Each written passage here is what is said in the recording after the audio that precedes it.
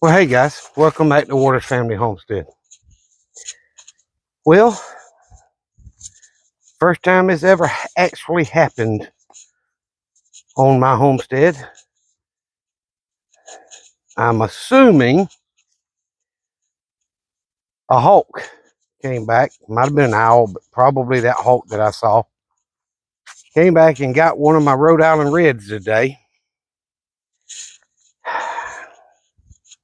These feathers all in the run up here, and it was laying there. Messed his head up and neck, picked all the feathers and stuff off the head and neck, and then a big hole in its side. Pretty much didn't do much else. Doesn't look like it happened that long ago because their feathers aren't actually blown everywhere. They're in kind of one area.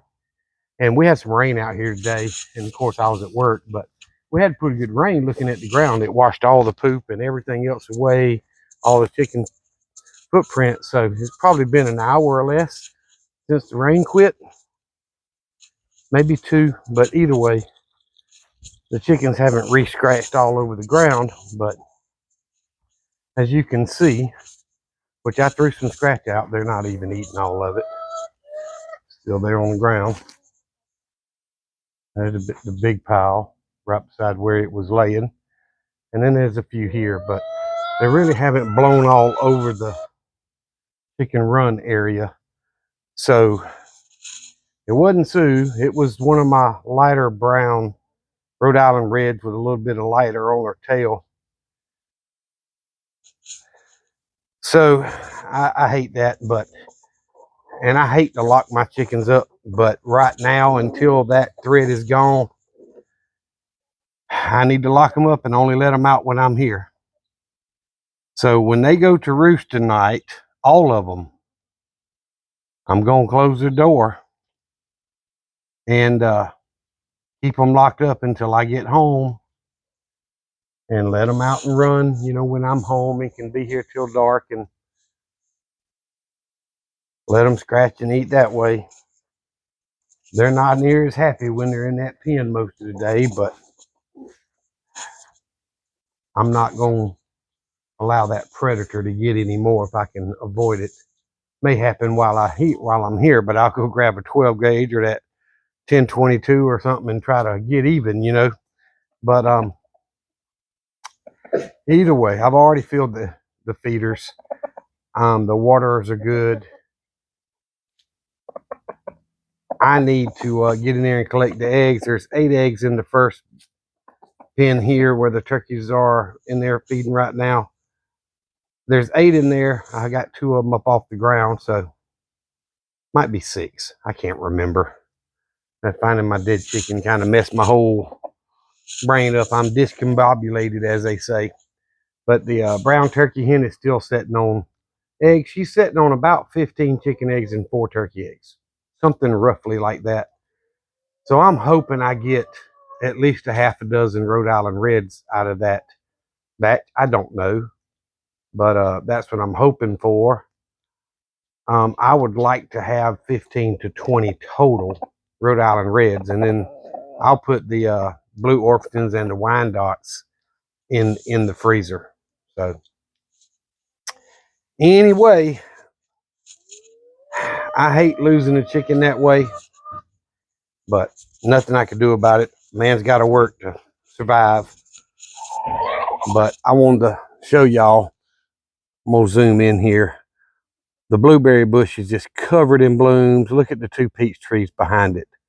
They're covered in blooms. That pear tree right there has got a lot of new green growth on it. This one's just starting.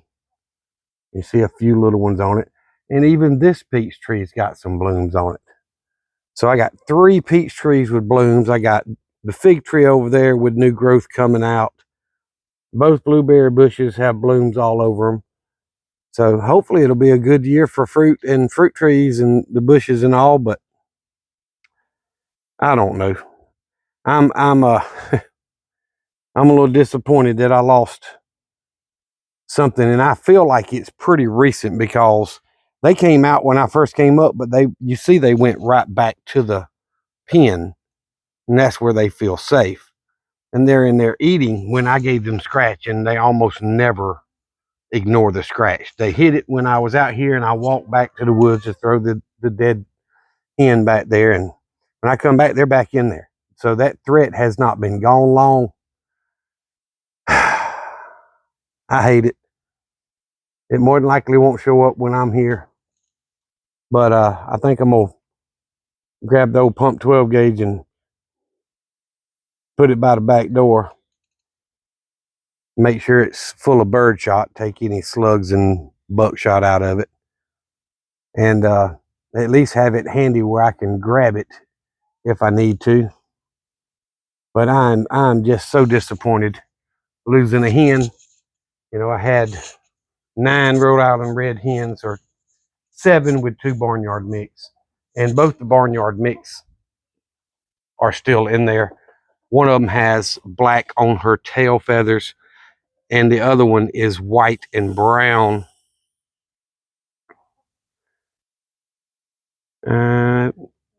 It's hard for me to see her.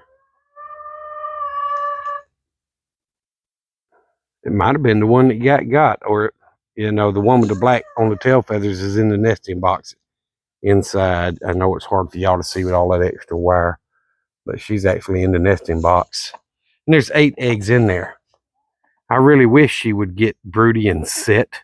I'd let her sit on my Rhode Island red eggs in a heartbeat and give her a dozen.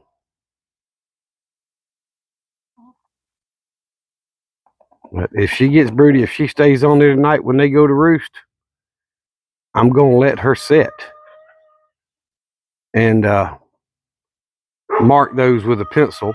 You know, I've tried marking them with something else, Sharpie and a pen and all that, y'all, but they say it's not good for the chick.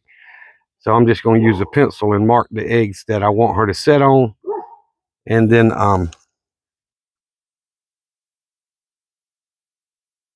call it done. So that's my barnyard mix one right on the other side of this one, right there behind my finger is, I believe, the barnyard mix plus the one that's in the nesting box. But anyway, that leaves me, I had 9, that leaves me 8 plus Sue, which leaves 9 chickens on this side. I've still got 6 blue Orpingtons, 7 Wyandottes, and Junior on this side. So that's 14 over here, 9 on that side, and the 3 turkeys. So if the turkey, the female brown turkey there, is successful in hatching half the eggs she's sitting on, that'll keep me from having to buy baby chicks this year. And if one of those hens over there will get broody and want to set on some eggs, I'll let her set.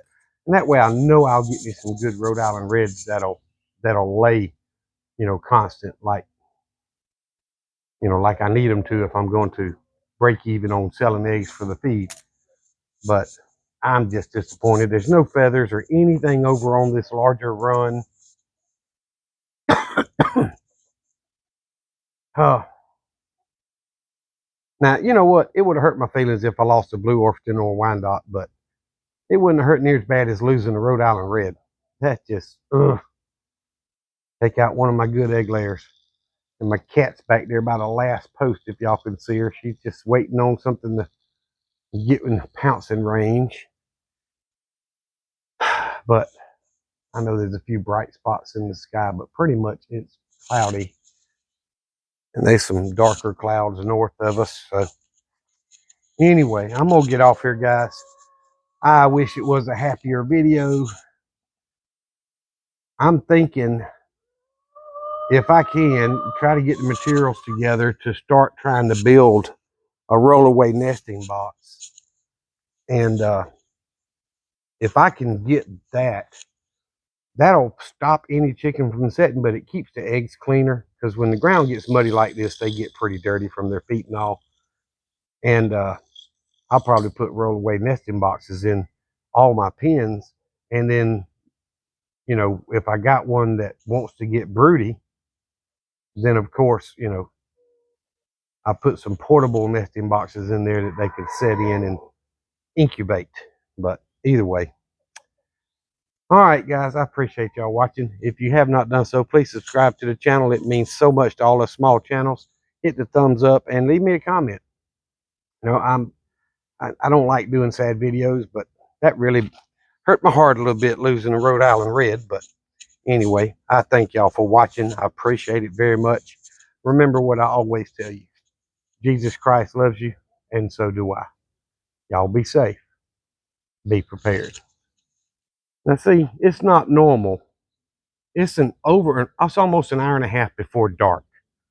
It's well over an hour before they start going to roost. It is not normal for the chickens to be inside the pen right now. So I'm going to go in there and see if I can just close them up. If they run out, I'll leave them out. But anyway, thank y'all for watching. Y'all be safe.